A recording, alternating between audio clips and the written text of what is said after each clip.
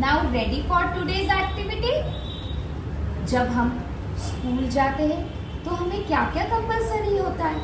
Uniform, shoes, school bag, books. अगर वो सब नहीं रहे तो हमें स्कूल में आना अलाउड नहीं होता है। या फिर जब हम क्रिकेट खेलने जाते हैं तो हमें बैट, बॉल, स्टंप सब कुछ क्रिकेट सेट ले जाना पड़ता है ना। उसी तरह हमारे जैनों में जब हम कोई धार्मिक क्रिया करते हैं, जैसे सामायिक, स्वाध्याय, सुबह की प्रार्थना, शाम का प्रतिक्रमण, ये सब करते हैं, तब हमें भी कुछ आर्टिकल्स की जरूरत होती है जिसे हम कहते हैं सामायिक उपकरण। तो चलिए मैं आज आपको बताऊंगी कि हमारे कौन से सामायिक उपकरण हैं जो हमारे लिए बहुत इम्पोर्टेंट है और जो हमारी लाइफ में बहुत महत्व रखते हैं, बहुत इम्पोर्टेंट होते हैं। पहला उपकरण है मोमबत्ती, जिसे हम मुख वस्त्रिका भी कहते हैं। ये बहुत महत्वपूर्ण होती है। ये 8 पद की होती है। इसको पहनने से हम वायु का यानी हवा में जितने छोटे छोटे जीवाणु होते हैं उनकी रक्षा करते हैं। मुख वस्त्रिका पहनने से हम बोलते वक्त ध्यान रखते हैं, विवेक रखते हैं, इसलिए मुख वस्त्रिका का बहुत महत्व है। Here first comes Mupatti. It is a principal sign of Jainism. It is tied on the mouth to protect lives of aerial bacteria and flying germs. It is white in color. Nowadays, everyone is wearing masks due to COVID-19, but our great Mahavir has said to wear it from an ancient time. दूसरा उपकरण है पूंजनी, जो बहुत महत्वपूर्ण होती है। पूंजनी से हम छोटे छोटे जीवों की रक्षा करते हैं, परिलय करते हैं। जब हमारे पास पूंजनी होती है तो हम सामायिक स्वाध्याय करते वक्त छोटे मोटे कीड़े अगर हमारे आसपास चलते तो हम उनसे ध्यान पूर्वक हटा सकते हैं, जिससे उनकी भी रक्षा होती है और हिंसा भी ना होती है। वैसे साधु साध्वी लोग के पास रजोहरण होता है, जो बड़ा डंडा होता है, उसे रजोहरण कहते हैं। वो साधु साध्वियों के पास होता है और हमारे पास होता है पूंजनी। Next is Punjani. It is used to shift small and crawling insects which are on the way.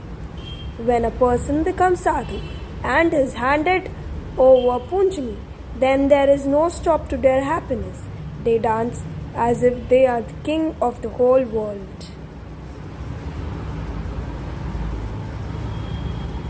हमारा अगला उपकरण है आसन। आसन जो ऊनी या सूती होता है, जिसे बिछाकर हम उसके ऊपर बैठकर धार्मिक स्वाध्याय, प्रार्थना कर सकते हैं। आसन बिछाने से हम हमारी ओरों या ऊर्जा एकत्रित करते हैं, जो हमारे लिए बहुत महत्वपूर्ण होती है। Next comes asana. It is used to sit on the floor so that instead of climbing on a body, the insects go away. In this way, both the insect and us will not be harmed by each other and will be safe.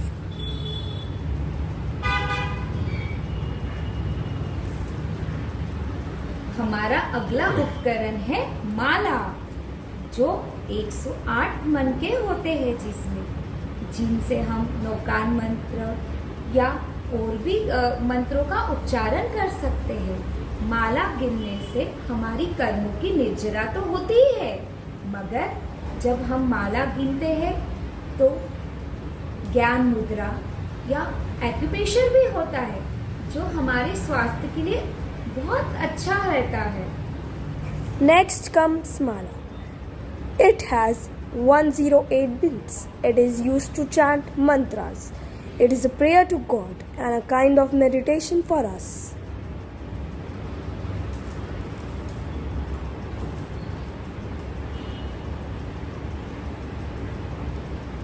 हमारा अगला उपकरण है धार्मिक किताब, आगम या शास्त्र भी कह सकते हैं। वैसे हम छोटे छोटे बच्चे अगर बड़े बड़े आगम शास्त्र नहीं पढ़ सकते तो हमारी धार्मिक छोटी छोटी सामायिक सूत्र की किताब या अच्छी महावीर स्वामी की स्टोरीज, बहुत अच्छी अच्छी किताबें भी पढ़ सकते हैं। हमें ऐसी धार्मिक किताबें पढ़ने से हमारा ज्ञान तो बढ़ता ही है, नॉलेज तो बढ़ता ही है, मगर हमें सही गलत पाप पुण्य क्या है इसकी भी समझ आती है। Shastra and Agam gives us the information to decide what is wrong and what is good, bad and right. It also increases our information about worldly affairs. तो बच्चों देखिए, आपने देखे अपने सामायिक उपकरण, आपके पास है कि नहीं ये जादू की पोटली वाली जिसमें हम ये सब सामायिक उपकरण रख सके? देखा ये हमारे लिए कितने इम्पोर्टेंट होते हैं। तो आप इसे फिर से एक बार देखिए और इसके ऊपर जो हमने एक्टिविटी ली है उसे सॉल्व करिए। जय जिनेन्द्र।